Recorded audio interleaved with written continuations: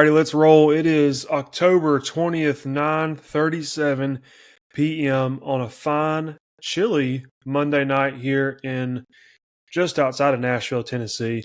I'm afraid some of the viewers and listeners out there have wished for this day to come, the day when the Ole Miss Rebels have been knocked off.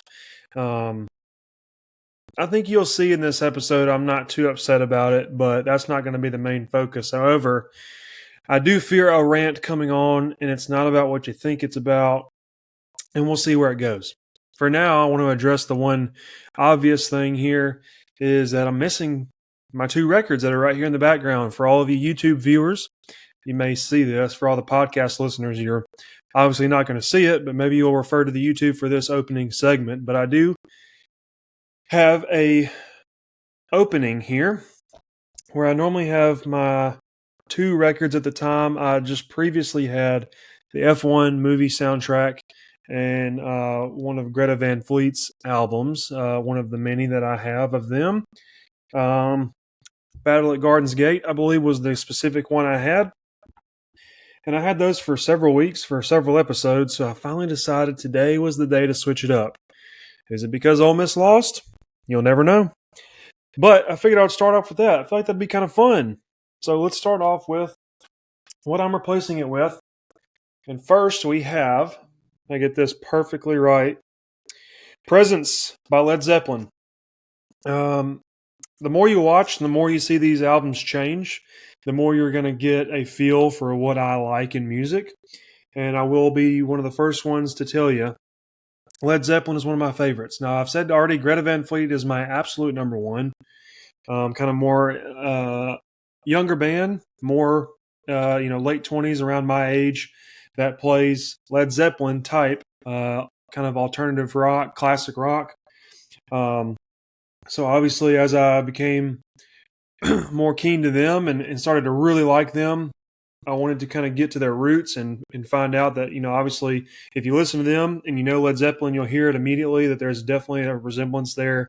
So my dad always loved Led Zeppelin, one of his favorites. I grew up riding to the ball field with my dad, listening to classic rock, 80s rock, 90s rock, all that stuff, and even dating back prior to that, because that was what he loved. So I kind of learned to appreciate it as an adult, as the years went by, and now, my dad has passed, and so I learned to really cherish that music. I love it. So Led Zeppelin has become one of my faves. Interestingly enough, this one is a purchase strictly for the album cover. The unique story on this album cover is it was designed by a group called Hypnosis, which most famously, you're not going to know the name, obviously. They're just an art design group, or were an art design group. But they obviously specified in album covers and made arguably the most famous album cover of all time, and that was Pink Floyd. The name of the specific album is not in my head right now, but it is the Black Diamond with the Rainbow. So they designed that, and that caught wind pretty quick of a lot of popular artists at the time. And so they made tons and tons of some of the most famous album covers of all time. They did a few different ones for Led Zeppelin, and I found this one still wrapped. This is a new release, a remastered release, so it's not an original wrapped, obviously, or it'd be worth a lot more, but I thought it was pretty cool, and it has this really odd centerpiece here. And there's a documentary about Hypnosis on Netflix, or it was on Netflix at the time, and they talked about this and talked about how this figure, this black figure, became very interesting to them.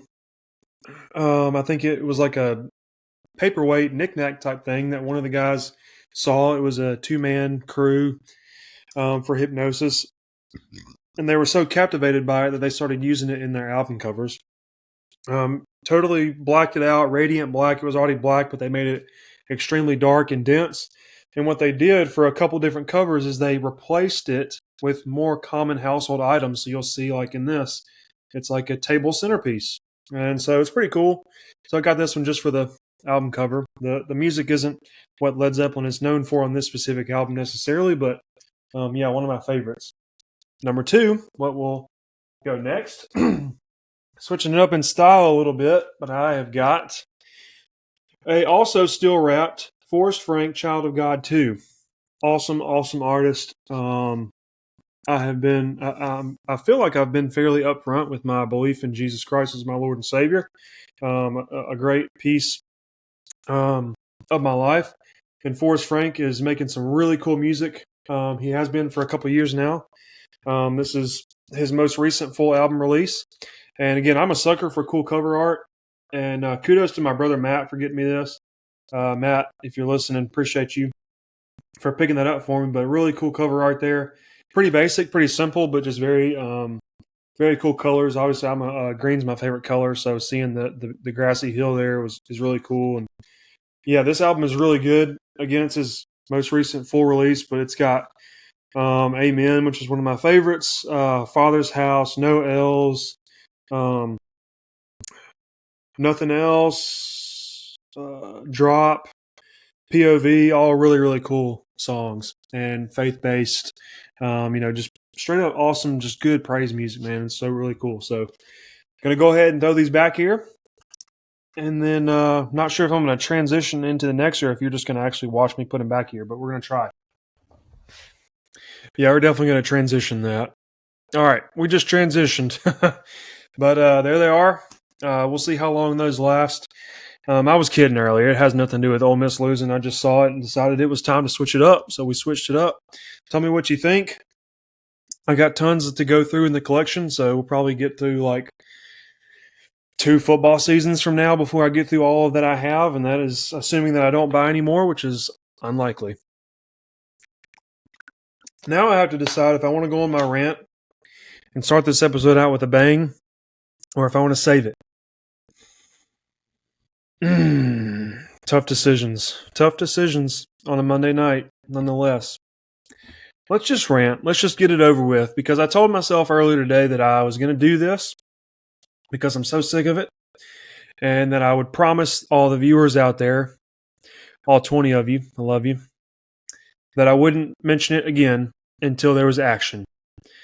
And you can probably guess by now, knowing what day it is, what's been going on the last couple days, who I'm a fan of, and basically the words that I just said, and probably understand and use context clues to derive the point that it is Lane Kiffin going to Florida. I've seen about enough of it that I can stand. I'm not going to mute the conversation on social media, which is normally what I do, and I can't stand to see any more of something. I just mute the keywords, and I never have to see it again. It's a beautiful thing about social media. But I had some information pulled up, and I've seen some absolutely absurd tweets. And I myself have my own opinions. And before I want to go into this, I want to say that nobody really knows. Everything is speculation. No one knows. There's one person that knows where Lane Kiffin's going to end up at the end of this football season, and it's Lane Kiffin. So let me begin with that. Now, what's been going on is obviously Florida fires Billy Napier. And I've said a couple times now that I have family that are diehard Florida fans. Florida season ticket holders for longer than I've been alive. There's other people in my family that are closer related to these people than I am that will listen to this. And so I've always been fair to Florida on this show. In the probably 7 or 8 episodes that I've done, I've said before that I'm fair to them because of that fact. And this is nothing personal to those people. It's nothing personal to any of the Florida fans that I know that aren't even related to me. But this has happened once before, a couple years ago, when the Auburn job came open. And as it is apparently admitted by Lane Kiffin, is that he had actually signed the contract and was convinced to rip it up and not do it. Now, we don't know for 100% certainty, even with him saying that, how it really went down. But it happened then because at the same time, or around the same time, Florida was open. And now it's happening all over again. And there's a couple things that I wonder. And one thing I wonder is how much of it is a compliment and how much of it is a burden. Because part of it's a compliment. When your coach is the most sought after coach in college football for every single program with an open position, it's a compliment. It means a lot that they want your coach. And they want my coach. Lane Kiffin's my guy. The day that he no longer is the coach at Ole Miss is going to be one of the saddest days from a college football fan perspective that I have ever experienced as an Ole Miss fan. The other part of it is it's a burden. It's frustrating because at what point there are coaches out there that are very good at their job, arguably better than Lane Kiffin, and their names don't come up. Why? Why are they exempt from the frustration? Why are their fans exempt from the frustration of having your coach in conversations about the next big job? I'm talking about Ryan Day at Ohio State, Dan Lanning at Oregon. Those guys are arguably two of the best coaches in college football. I would argue that both of them are better than Lane Kiffin. I mean, as far as performance is concerned, they've both made the playoffs. They've both made further down the road as far as winning a national championship. Lane hasn't done that yet. And I don't know. I'm not going to say Kirby Smart at Georgia, but I mean, genuinely, why is anybody off the table if you're going to go for the best? And it seems like everybody wants to go for the best. So I don't know. It's frustrating. I mean, obviously, there's some obvious reasons to that. Some of those guys, are at really good programs. But what frustrates me the most is that there's this misconception that Ole Miss is still, to this day, after everything that Lane has done and everything that we've proven we can do, a stepping stone to some people, or at least people think it is. Now, we have reason that it's not. Lane has, I think, solidified that it is not. And it's just frustrating. And man, I'm getting fired up already. I can feel it. I was so mad earlier reading tweets. It's insane. I had to shut it down. But I had some information here. I've seen some people say some really stupid stuff. I mean, really stupid stuff. I don't even know where to start with that. But everybody's talking about it. And there are people out there that are saying there's no way that this happens, which is good. I love to see it. The unfortunate part is there are arguably more people out there saying it's Lane's job. He's got to take it. He'd be dumb not to take it. And that's dumb. That's dumb. I'll say it right there. Now, I have some information saved. Like I said, I did some research because I said, you know what? Maybe these people that are making these accusations comparing Ole Miss and Florida, maybe they have some truth.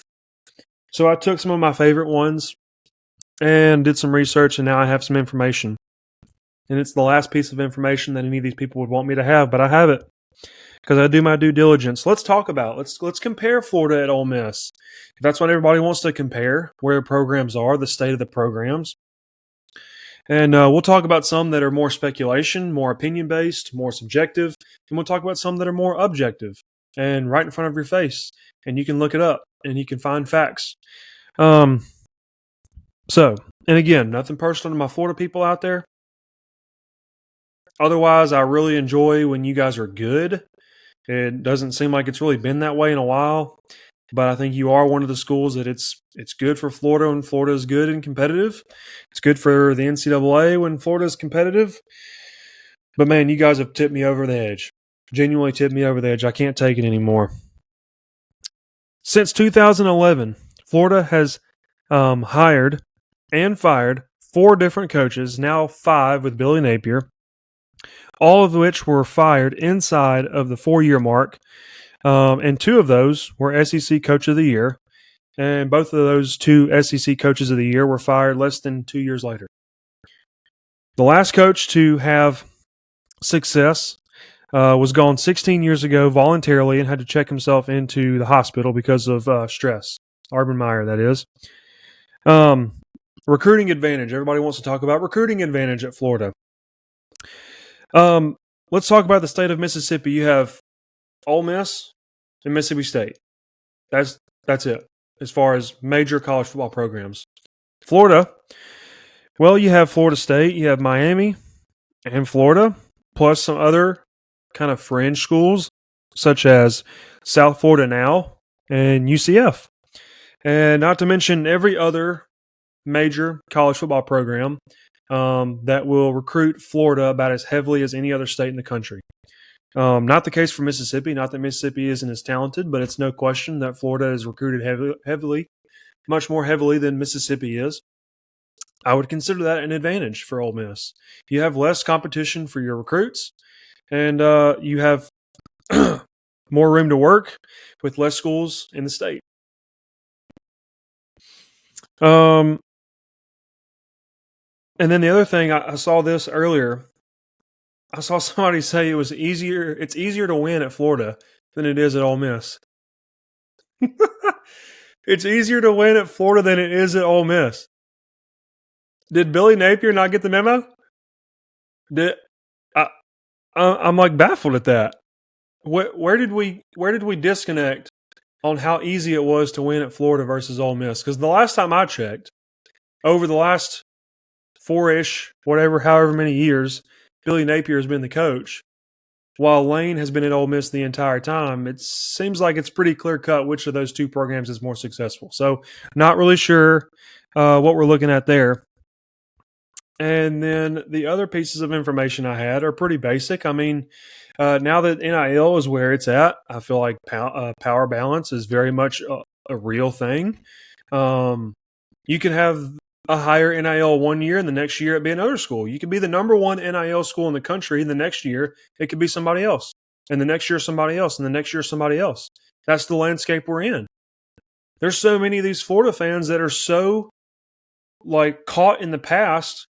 Because believe me, I will admit, 10 years ago, Florida is a no doubt accept job position when you're offered it at Ole Miss. There's no doubt about it. Pre-NIL, no doubt about it. 10 years ago, no doubt. Maybe even 5 years ago, no doubt. But we're talking about 2025, 2026. NIL is there. Ole Miss has been as prevalent in NIL as most other major college football programs, and even the ones that they are behind, they are arguably as successful as. I don't have the exact numbers in front of me because, again, they're so fluid. They go up and down, up and down. I looked earlier today, and it seems like Ole Miss is somewhat, wherever, depending on how credible the sources were that I was seeing, they're in the top 15. So not really sure if there's much of an advantage there. The facilities are great at both. Ole Miss has a brand new football center, offices, weight rooms, all the whole 9 yards, for lack of better pun. Very balanced. Obviously, Florida has the bigger stadium. So be it. That's great. Some of that is, a richer history at Florida. But what are we even talking about here? I mean, would you rather have a rich history and stink right now, or would you rather be relevant in the present? I mean, I'm not really sure where to go here. 5 coaches in 15 years doesn't sound very promising to me if I'm a head football coach and I am considering the position at your school. And only one of those coaches in the last 15 years has been above 500. So, not really sure what the argument is. I think there's a little bit of lack of awareness from Florida fans because you wear blue and orange and you have a gator on your helmet. That means that you are just the ultimate job in college football. And I'm not really sure that means as much as it does 10 years ago. I don't think that any of that really matters. Look at Curt Cignetti at Indiana. Obviously, the best possible example I could give. I'm not giving it because of that. I'm giving it because it's a good example. Indiana was historically one of the worst football programs in the country over its history. And now Curt Cignetti has turned it around into a perennial national championship powerhouse in the last 2 seasons. They went to the playoff last year and had one of the more dominating seasons we've seen in the Big Ten. They're on pace to do the same this year, if not better. What sort of history does Indiana have? Not a great one. Is Indiana a blue blood? No. Florida's a blue blood, sure. They have history, sure. How far back are you going to go, though? Are we talking about the last 5 years, the last 10 years? Because if you are, it's not that way anymore. I even had somebody I saw online when talking about what players look for, and sure, there's probably lots of players that would prefer to go to Florida over Ole Miss when you're just looking at the logo and the name of the school, because Florida and Ole Miss, they're just different. And this person was giving like, well, here's why the players want to go to Florida. And they mentioned their Jordan brand, man. What does that matter? You think coaches are picking positions based off of the sponsor? The uniform sponsor? And I'll say this too. Jordan is more than likely probably made at the same factory that Nike is. It's just a different logo stitched on the jersey. I don't know, man. I was in my head earlier today, and I was thinking about this. I was screaming. I was yelling and screaming and throwing a fit in my head. And what really bothers me the most is that there's so many other coaches out there that could really benefit from a boost in school funding and facilities. And I have them written down here, and I'll go through them in just a second. I've got 4 coaches written down that could increase their impact if they were at a bigger school. Some of them are pretty obvious, and I think one people don't really think about. The first one I have is Brent Key. He's at Georgia Tech head coach. They're 7-0 this year. He recruited 2 of the best offensive players in the country, Haynes King at quarterback, and Haynes, the running back. And they've been absolutely incredible for Georgia Tech. And he got them there. Why is he not in the conversation? I don't hear anybody saying his name. He's doing good things at a program that historically, in the longer history than Florida, in Florida, we're really focused on the last 15 years. You go further back with Georgia Tech, and they are nowhere near Ole Miss and nowhere near Florida as far as your legacy, your history, what you've done in the past. And he's taken, similar to Indiana, Brent Key has taken Georgia Tech to now, like, people are talking about them in the national conversation. Now, it hasn't been that way since he's been there. He's been there for a few years now. But that's kind of what it takes. You have to put years in to flip a program around. Florida has made it very evident that they don't have time to wait on you. And that's another huge difference for me. That means a lot. At Ole Miss, Lane has the keys. Nobody can tell Lane no. He can do what he wants. He makes the decisions that he feels are best. And if and when he really messes up, nobody's going to say a word. He's got leeway. He's got a cushion.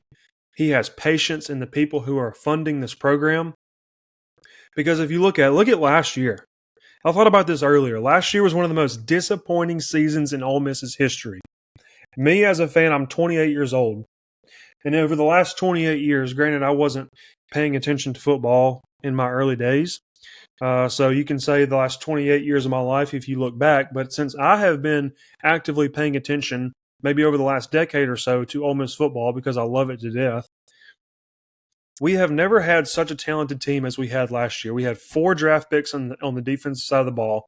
It is arguably the best defense Ole Miss has ever put on a field. And we had Jackson Dart, who is arguably the best rookie quarterback in the last 5 years in the NFL through 4 games. And we had other pieces on the offense that made that team so good to a level that we have not seen in a very, very, very long time. You go back to the Hugh Freeze era when we had A.J. Brown, DK Metcalf, Laquan Treadwell, all these guys that were just killing it. And we were as good as we've been in a very long time previously to that. And even that team didn't make runs for national championships. Now, they had opportunities for that, didn't make them. That team last year for Ole Miss was one of the best teams we've ever seen. And it was the most disappointing season we have ever seen. You lose a game at home to Kentucky early in the season that everybody thought killed your opportunities. You lose a game against LSU where you led the entire time. The only time LSU led the game was the very final play that ended the game.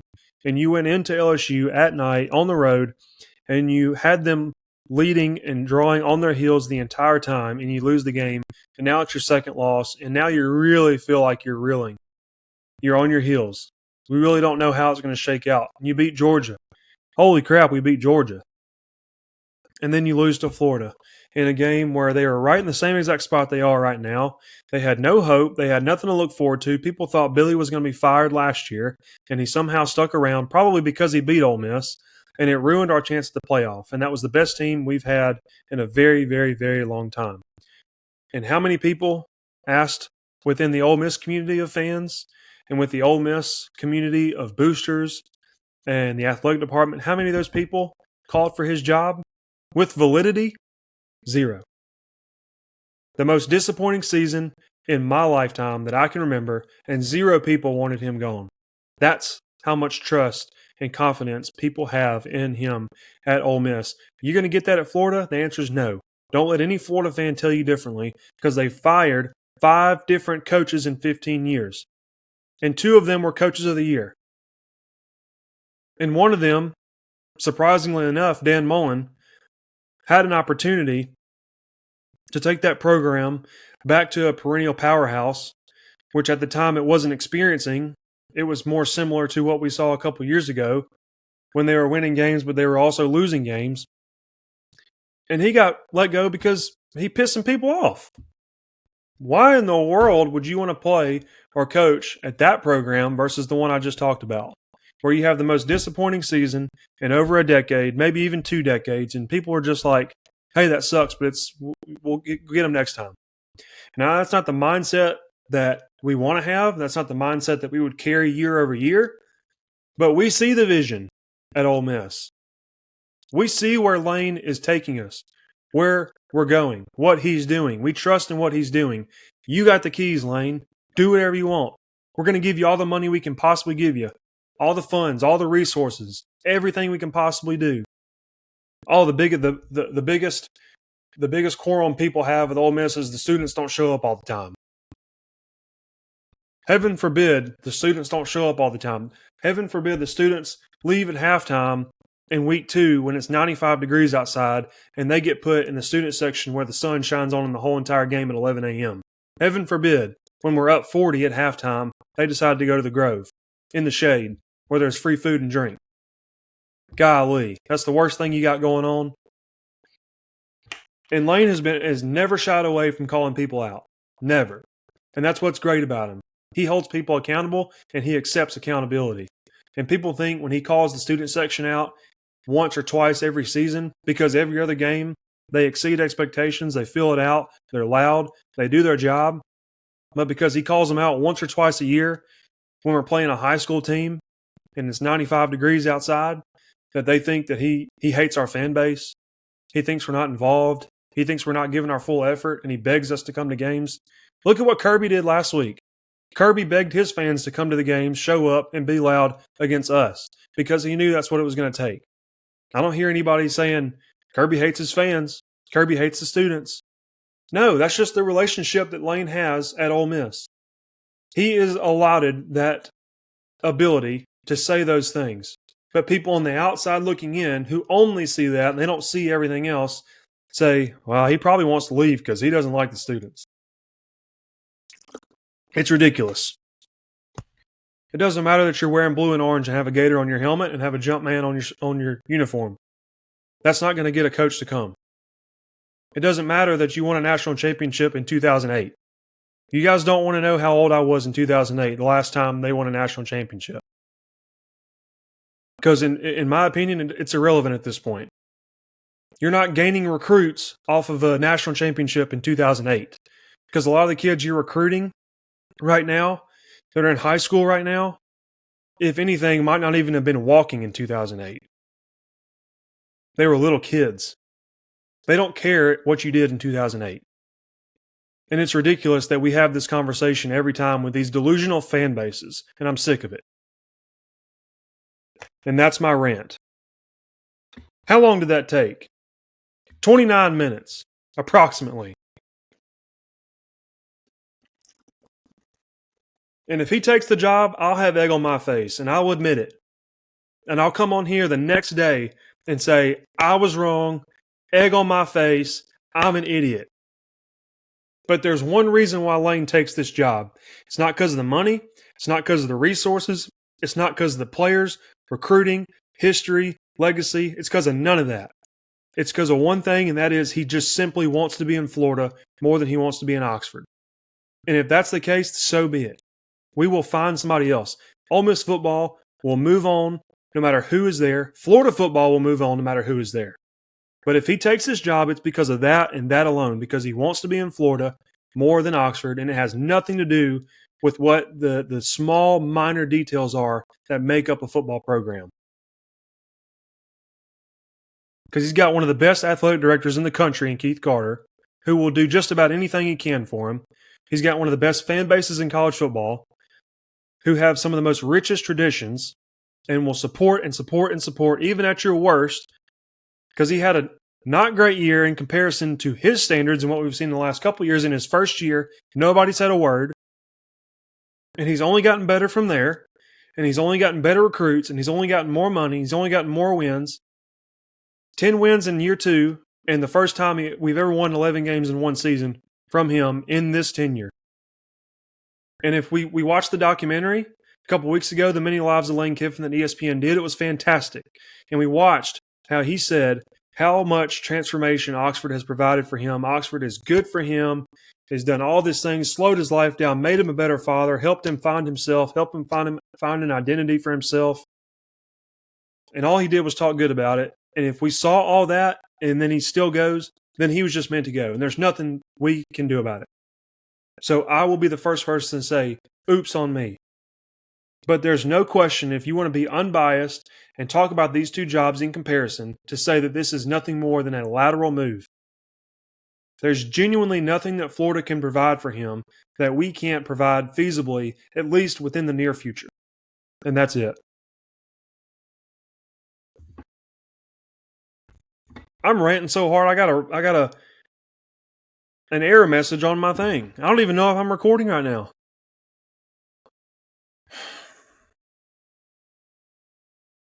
I'm going to give this thing 3 seconds to figure it out.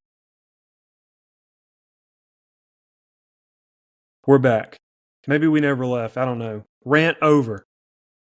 I got way too worked up. Let's talk about other games. Other teams, please. And if you've turned it off by now, I apologize. If you stuck with me, I appreciate you. That's why I put timestamps in. If you don't want to hear it, skip ahead. Longest segment I've ever done. It's because I'm pissed off about it. Go find another coach. Go get your own coach. We trusted this guy when he was at Florida Atlantic. And people want to say he did incredible things at Florida Atlantic. He did some good things. He wasn't incredible. He wasn't bringing them to the national stage, fighting for championships. He won some bowl games at Florida Atlantic. And Ole Miss trusted him and said, we know you got a past. We know you got things to work on. Here's your template. Here's the keys. Take them. Do what you want. Help us. Florida has the keys in Florida. Remember that. They have the keys. You do what they say. You're not in control there. And you got about 3 years to figure it out at best. And if you don't, you're lucky to have another year after that before they kick you to the curb just like they've done the last 5 coaches. Officially ran over. Done. All right. Now let's talk top 10. I'm glad that's over. Let's talk top 10. You guys know I do a top 10 of my very own every Monday on every Tuesday show. I'll put it right here on the side. If you're on YouTube, you can see it. If you're not, you can follow along with me. I am going to go backwards again this time. We're going to start with 10 and work our way up. This was the hardest top 10 I've had to make all year. I've made one of these every week after about week 3, and it was pretty easy up until this point. This is one of the hardest ones I've done. There's so much parity in college football right now. We have so many teams that we thought were something and they weren't. And we had so many teams that we really didn't think much of, and now they're like totally in the picture. Very impressive, but hard to rank. And if you don't know, if you're new to this, this is not a ranking. This is simply who I think the best 10 teams are in order, meaning I think number 1 beats every team following them in consecutive order, and so on and so forth. 1 beats 2 through 10. 2 loses to 1 but beats 3 through 10. 3 loses to 1 and 2 but beats 4 through 10. You get the picture. And it's all based on body of work. What have you done for me lately? What have you done this season? Has no predictive elements. I'm not predicting the future. I'm basing it strictly off what you've done, and it has nothing to do with the preseason. This ranking starts in week 0 and works its way from there. At number 10, I have Oregon. They have one hiccup so far, but if you want to call it a hiccup, be inclined to do so. I consider it just a quality loss. Indiana. They've lost one game. I think they're a top 10 team, but I think every team that I'm going to mention as we move forward from 9 through 1 would beat them on a neutral site. Texas Tech, number 9. They had lost a disappointing game to Arizona State this past weekend. As you know, they were on our card. They hadn't lost yet this year. They had covered every game this year by a lot. I was very, very high on Texas Tech. I'm still very, very high on them. I think one loss is not going to kill them. They're still the best team in the Big 12, in my opinion, and I have them going pretty far. But we had to drop them down because that's a team in Arizona State you got to beat. I know you're on the road. You got to find a way to win. Georgia Tech, number 8, continues to be very impressive. I'm looking past the very weird Wake Forest game. They are finally starting to improve back to where we thought they were. They're very impressive. They haven't lost yet. They're doing everything right. And good teams win. Great teams cover. They haven't covered all that great, but they are finding ways to win in a schedule that is very odd. They have good games at home, good games on the road, and they're just finding ways to win. I like their talent. I think they're very talented. I think they're very gritty. They're very hard-nosed. They play bully ball. Their quarterback runs you over. He's not going to slide every time. He wants to hit. He wants contact.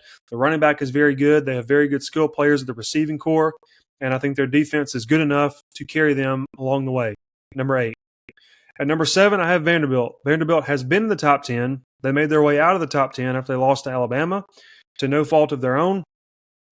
Other than just you lose a game like that, some teams move up, some teams move down. They moved slightly out. Now they are back in. Very impressive win over LSU at home last week. They have another test at home this week in Missouri. I will hint, they are a lock, early lock as of today, as of this moment. We have that prediction locked in. We'll get into it later. Number 6, Ole Miss. They moved much further down. I say much further. They moved down to 8 in the AP poll. We do look at the AP poll. We don't really take it into consideration. I think their process is a little bogus. But I think genuinely what they did at Georgia this past weekend was very, very impressive. Their defense was absolutely terrible. It's one of the worst defensive performances I have ever seen on a football field. But they proved that they can score lots against anybody on any setting at any time of day. And that will take you farther than where you would go if you were just kind of average at both offense and defense. If they can figure out the defense and be just about average at defense, they're going to beat just about every team in the country. Number 5, Georgia.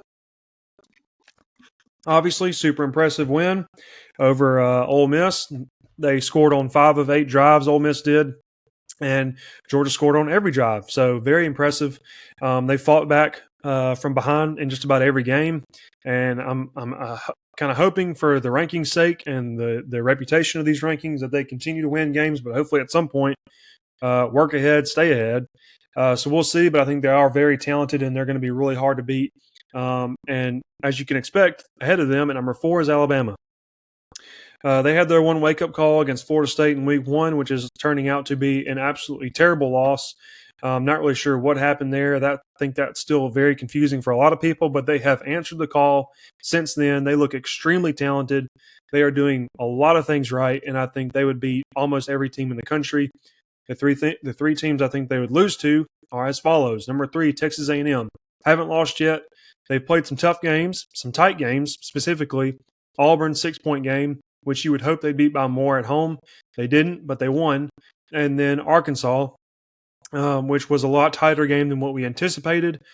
Again, the whole reason why we didn't predict that game last week, because I had a feeling it was going to be a little bit too close for my liking. That ended up turning out exactly how we thought. But so we escaped the loss there on predictions, but still think they find ways to win, and they have not failed a test yet. So we have to give them credit for that.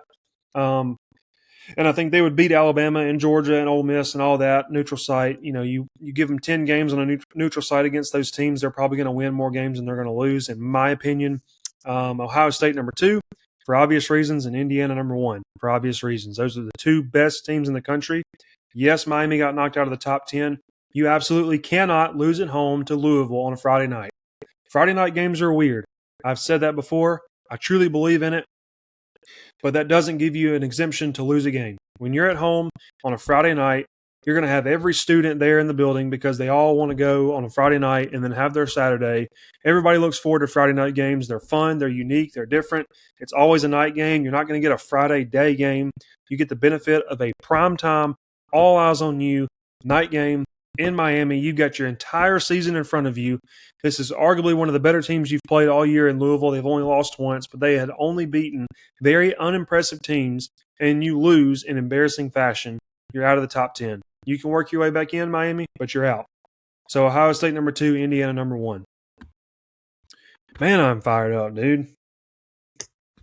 We have not had an episode like this. Next up, results from Week 8. Let's go over it. Not a great weekend. 4-6, not as bad as 2 weeks ago. Obviously, not as good as last week when we were 10-3. That's 2 weeks on the show that I haven't had above a 500 record.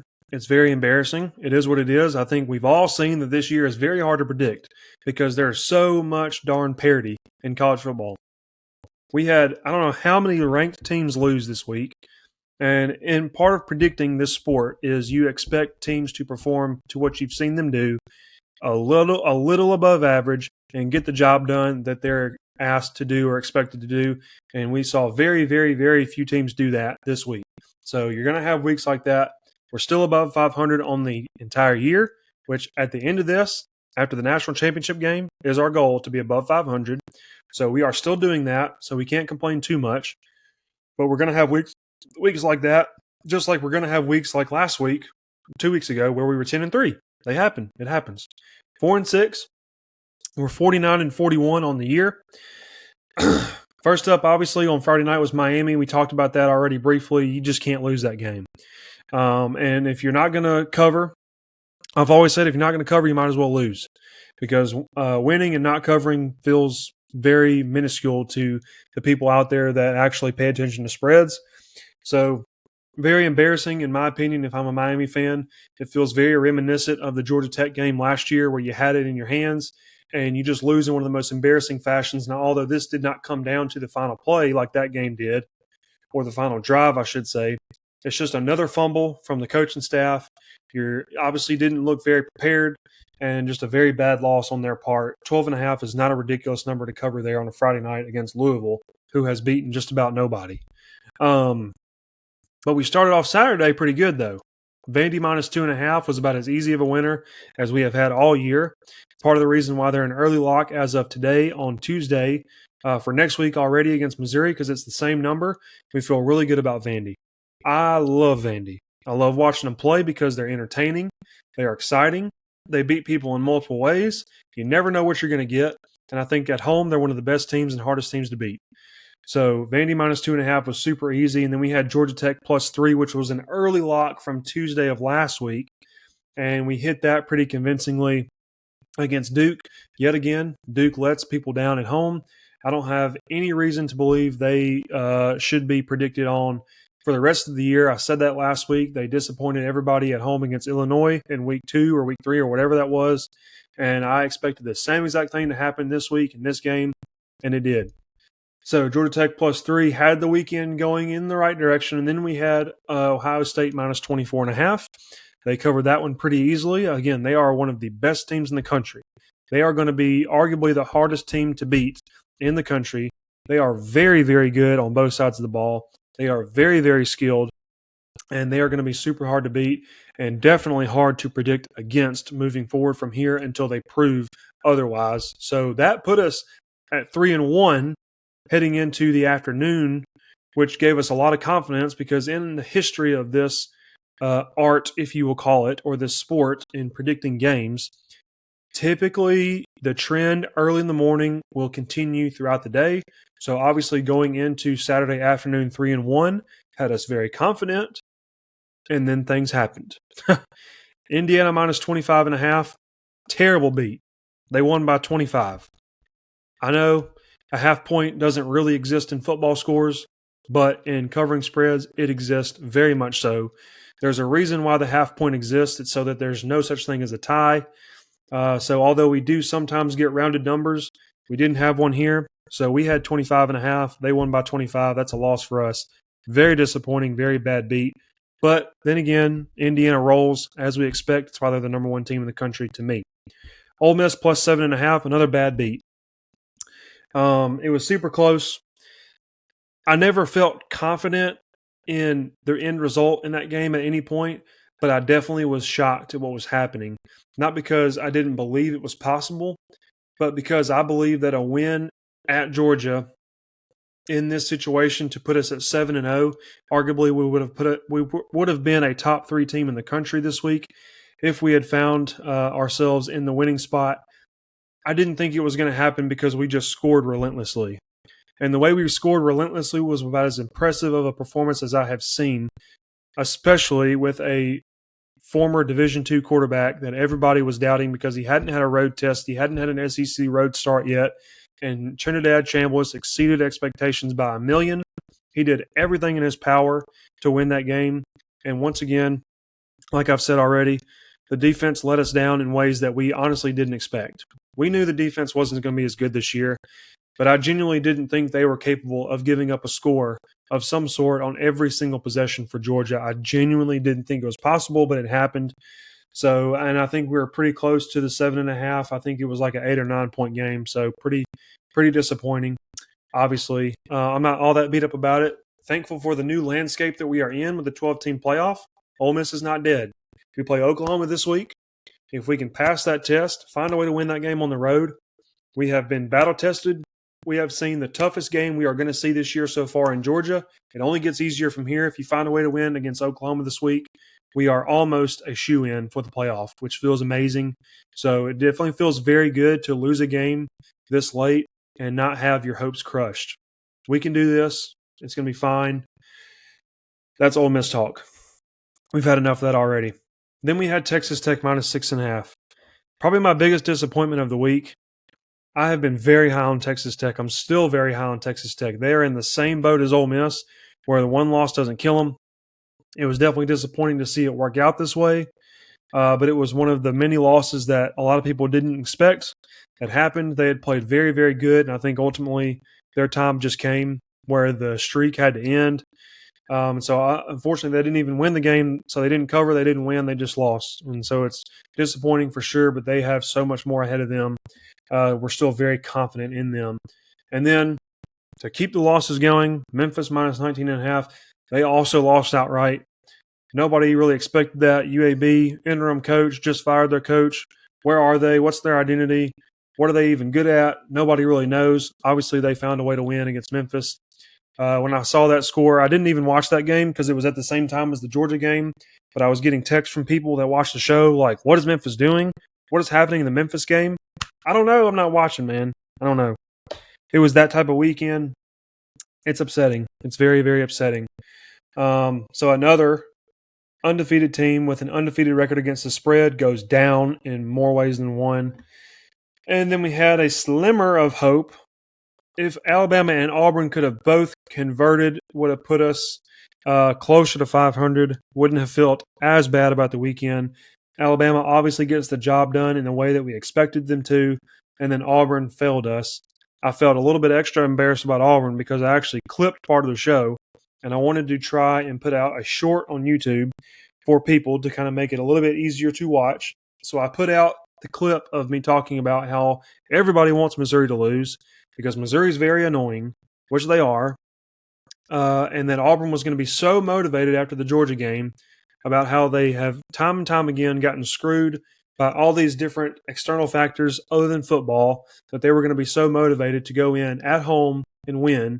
And I really thought we were going to pick a home dog there and come out on top, and they just couldn't get the job done. And now he freezes on the hot seat. So that's how that worked out. 4-6, obviously not a great weekend, but a lot of room to improve, and these things just happen. You know, the people who do 10-3 every weekend, like I did last week, are the ones that get paid big bucks, and I'm not there.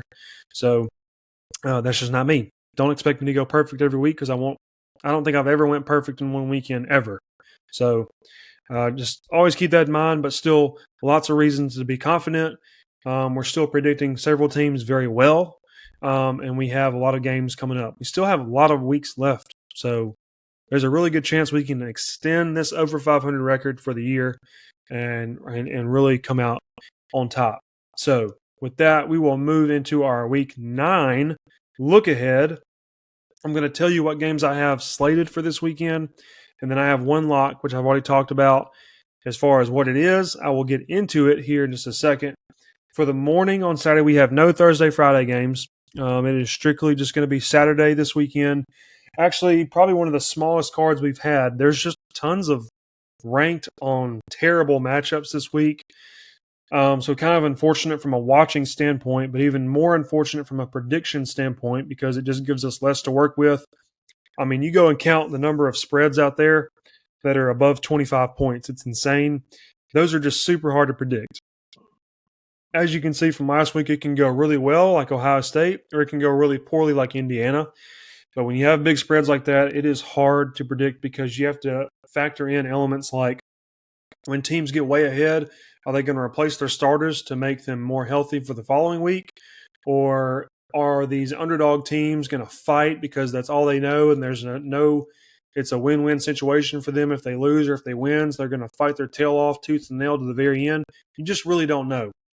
That's why a lot of these matchups that I have every weekend are the premier marquee matchups with lower number spreads, because that's where you can get into the weeds on what are the identities of these teams, what are they good at, where are their weaknesses, where are their holes, and that's just kind of where we're at. So that's the games that we like to predict because they are more favorable for us. So that's why you're going to have a smaller card this week, and it just is what it is. But we're going to have fun watching football no matter what. So let's start Saturday morning. Ole Miss at Oklahoma is the first game of the day. Oklahoma is favored minus 4.5 at 11 a.m. So on that one, again, this is not the prediction show, so we're not going to go too deep into these. We're going to try to wrap this up as quickly as we can. Obviously, I'm thinking Ole Miss plus the 4.5. I think it is very generous to give Ole Miss 4.5 points after the offensive performance they put up against Georgia this week. I think Vegas is giving Oklahoma some credit because Ole Miss has gone back-to-back road trips, and Oklahoma is no pushover. Granted, they are a very good team. I think what we saw against Texas was a performance that people are a little bit afraid of to see, especially if you're an Oklahoma fan, or if you're in the business of predicting. You don't want to see that type of performance from Oklahoma ever again this season. But I think Ole Miss, even in their one loss, has proven that they are very, very good. They will score against anybody. It is a matter of what their defense can do. I don't know that Oklahoma's offense poses such a threat that I'm worried about losing the game. I'm more worried about kind of a dogfight that comes down to the very end. But I think it's all more possible that Ole Miss comes out on top in this game. So ultimately, we're going to pick Ole Miss. But as I've always said, my predictions for Ole Miss are not – I'm not really putting them out there for everybody. It is simply my bias coming into play, and I will convince myself and try to convince you that Ole Miss is going to win every week. So take it with a grain of salt. Next up in the 11 a.m. slate, we have USF at Memphis +4. Now, this game had potential to be the college game day game of the week. There's a lot of controversy over college game day this week. Everybody says they're SEC homers because they're going to Missouri at Vanderbilt. They arguably could have went to Vanderbilt last week against LSU. They didn't, and now they're going to Vanderbilt this week with Missouri coming into town. And there are other matchups that people think were valuable. One that I particularly believe in after realizing it happens. I am not, a huge watcher or follower of FCS football at the Division I level, but apparently the number 1 and number 2 FCS teams are playing each other this week. And College Game Day has gone to FCS sites before. It has happened before. They've gone to HBCU games. They've gone to FCS games. They've kind of done it all. But over the last year or two, they have gotten very, much further away from that. They have gone to more of the perennial matchups that's going to bring in tons of money. And that's why you see all these repeat locations all year. And it is very unfortunate, especially for these smaller programs that believe that they have a reason to bring College Game Day into town. Back in the day, when I would call the prime of college game day. They were going to places that you had never seen before, never been to before, giving those campuses and those schools an opportunity to put all of their good things on display, bring an economic boom into the city, into the campus, into the school. And they have gotten away from that, so it's disappointing. So obviously there's a lot of people that are very disappointed in the location choice for this week being Vanderbilt. But from somebody like us who just loves football, I think it's very cool that they're going to Vanderbilt, because Vanderbilt, I don't know, have they ever even been to Vanderbilt before? I have no idea.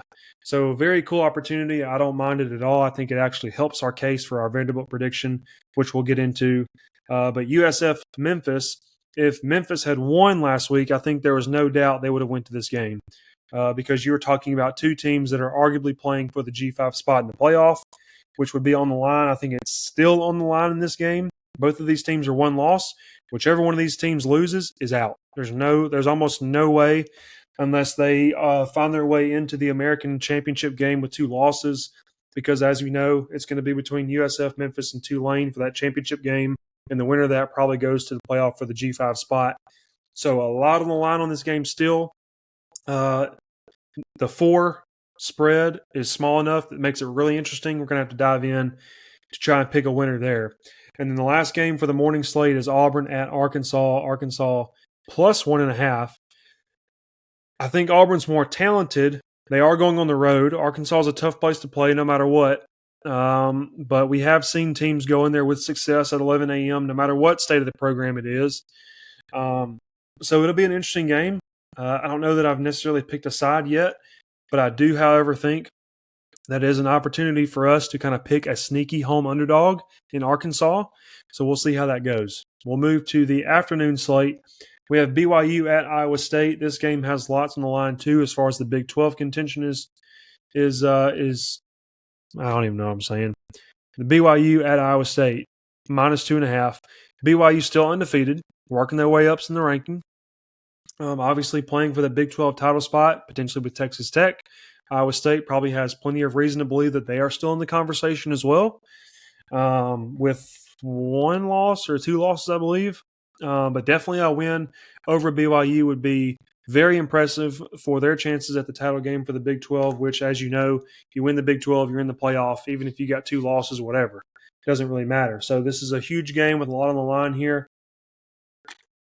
Again, I think it's very telling that they're going to give BYU points here and not favor them, as they are arguably the better team on paper as far as resume is concerned. But definitely an interesting thing, so we'll have to look into that as well. Don't know if we can pick that quite yet. Alabama at South Carolina, plus 11.5 at home. Fully expect Alabama to go in there and do their thing. Don't know quite yet if they're going to be able to win plus 11.5. I think that's another sneaky game where maybe Bama just gets by the skin of their teeth and kind of gets out of there with the win and says, whew.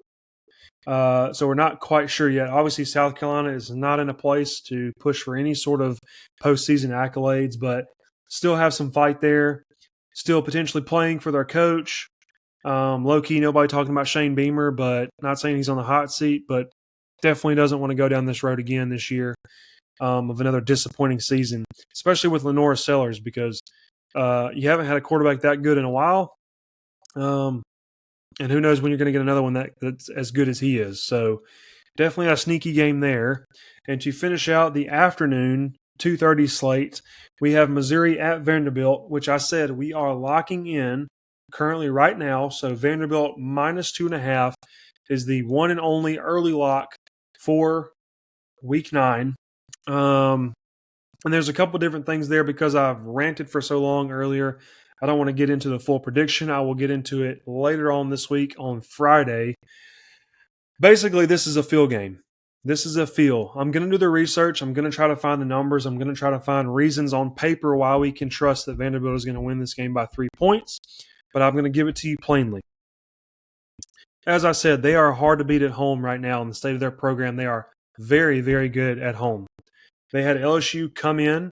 LSU is not as good as we thought they were, but they have a very talented roster, especially on the defensive side of the ball. Defense travels. Their offense has problems. They thought they got them solved. They obviously didn't.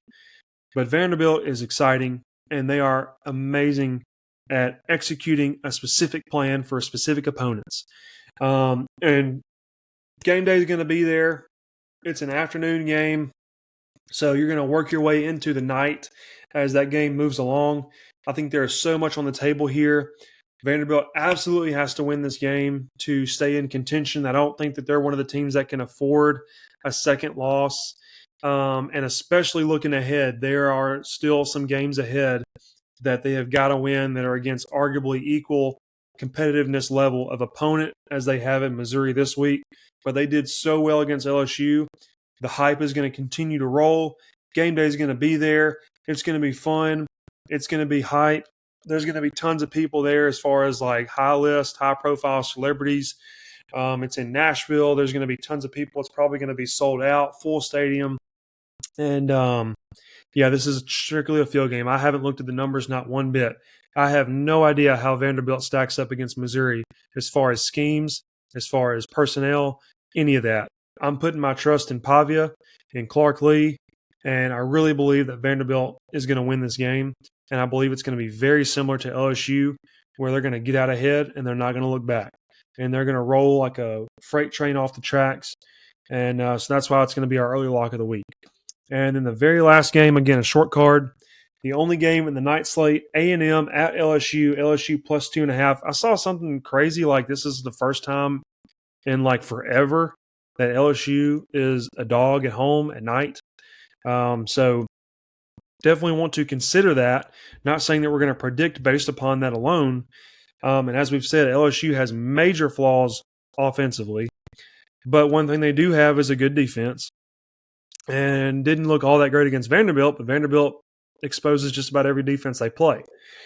But A&M is coming in. They're going to be undefeated. They're going to be playing for the top spot in the SEC to remain there. I think if they do lose this game, you're putting Ole Miss right back in that conversation as the top team in the SEC.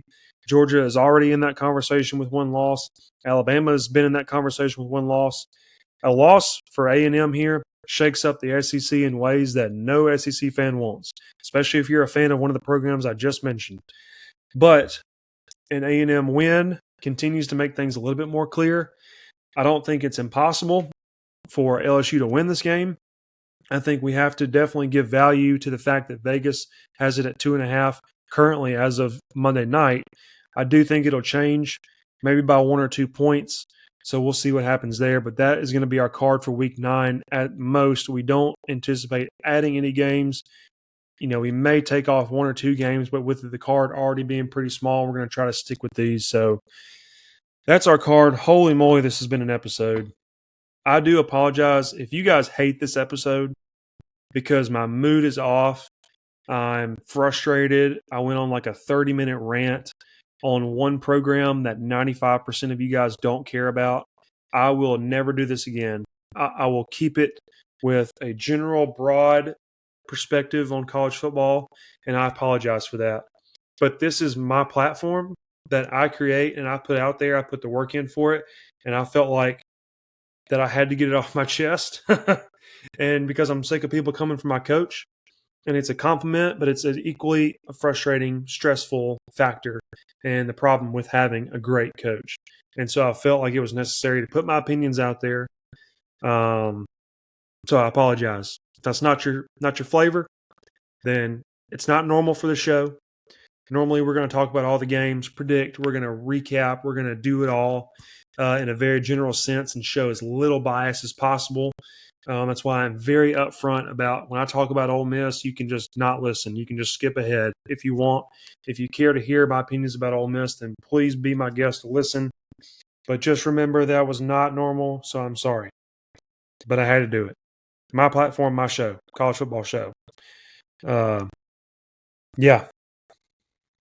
Little movie talk to finish. Little mini movie segment. I made a mistake a couple weeks ago that got brought up to my attention.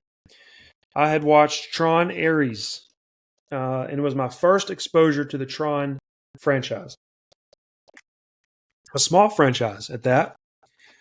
And I had said that Tron Ares was very visually pleasing. It was very pleasing From an audio perspective, the music was great. The visuals were great. It's so much CGI, but it was done so well. And I had said something along the lines of like the story was fine, the movie was fine, but really what the best parts were was the visuals and the audio. And I didn't like that Jared Leto was the main actor, but he didn't disappoint me. I just don't like him as a person in the real world. And a really good friend of mine who's a listener of the show said, "You got to do your due diligence, man. You can't do that to me," because he's a huge Tron fan. And he's like, "You can't do it to me, man. You gotta watch the other stuff, and then you can make your opinion." So I did. 2 days after I watched Tron Ares, I watched Tron Legacy, the 2010 release, and it changed the way I looked at that franchise. That is one of the best fantasy movies I've ever seen. I gave it 4 stars out of 4 on Letterboxd. Follow me on Letterboxd. And it was incredible. It was absolutely incredible. A Kaczynski film. He's obviously one of my favorite directors. If you remember my F1 album, he killed F1. He killed Top Gun Maverick. And you go back and watch Tron Legacy before either of those 2 projects had come out, and it was amazing. You can see his themes. You can see his desire for authentic shots. Great encapsulating, like put you in the seat type of shots that make you feel like you're there. And he did an awesome job. Tron Legacy is amazing. It's very disappointing that Disney is allegedly retiring that franchise. Sell it to somebody else. Let them do it, man, because there's so much left on the table there. Going to go back and probably watch the original movie from '82 eventually. And then saw Roofman last night. Roofman was good. Good story. True story. Fun watch. Pretty chill watch. Nothing spectacular, but nothing bad. Channing Tatum did very good as well. Looking forward to seeing him as Gambit in the Marvel Universe down the road. Other stuff I watched, One Battle After Another. Watched that last week, 2 weeks ago. Was about a week or 2 behind on that. Wanted to watch it in premiere. Didn't get to watch the premiere, but ended up getting it still in the theaters, and an incredible movie. Leo kills it again. He is in that phase of his career where he is starting to take very specific roles, and he is crushing it. That movie is fantastic. It is very visually pleasing for all the movie buffs out there that love cool, captivating shots that tell the story without any words being said. Very great movie, so highly recommend that as well. And I think so far that is all I've seen in the last couple weeks. And so we will end the mini movie segment with that right there. Anything else that I'm forgetting about that I wanted to recap? I don't believe so. We're about 1 hour and 8 minutes in. We're going to trim a little bit of that off. Hopefully get around 1 hour, 6 minutes maybe. Just over an hour, which is where we try to usually hit. So I appreciate you sticking with me. Sorry again for the rant earlier. It's not normal. It's not going to happen every episode. Just come for the college football show stuff, and that's what you're going to get. Just had to let it out, man. It's what you guys are here for. I appreciate everybody. Thank you for all the support. Thank you for continuing to listen. Thank you for the feedback. Thank you for the views, the comments, the likes. It is all very, very much appreciated. I could not do this without you guys. This is one of my favorite parts of my week, to get to come on here and talk college football to all of the very valuable listeners that I have. If you have any feedback, give it to me, man. I appreciate it. I use it. I try to address it every time I get it. Try to make improvements every time I get it where it's feasible. So very, very thankful for all of you loyal listeners out there. And if you are new here, we appreciate you as well. So with that, I will close out. I hope you have an amazing rest of your week. It is currently 10:46 p.m. on Monday night, October 20th, and we will see you on Friday morning after we record on Thursday night to predict every matchup we've mentioned so far for Week 9. And with that, good night. Hotty toddy.